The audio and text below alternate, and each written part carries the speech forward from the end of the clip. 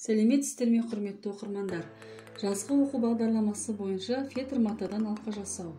Мен бүгін сіздерге шебер қолдар үйірмесінде фетр матасынан осындай әдемі алқаны жасауды көрсетемін.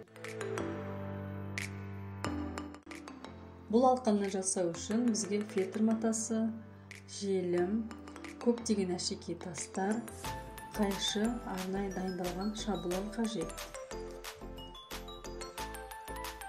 Ендігі кезекте болашақ алқамызды алып, фетр матасына қойып, суретін салып аламыз. Суретін салып алдық, енді қиямыз.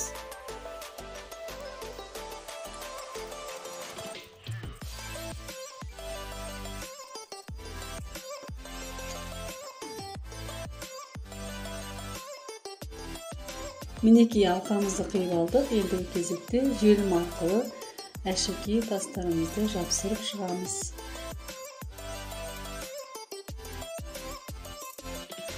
Фетрдан жасалған алқамыз дайын болды. Әдемі алқамызды көптеген көйлектермен, жейделермен тағып алсақ, өте жарасымды болады. Назарларыңызға рахмет.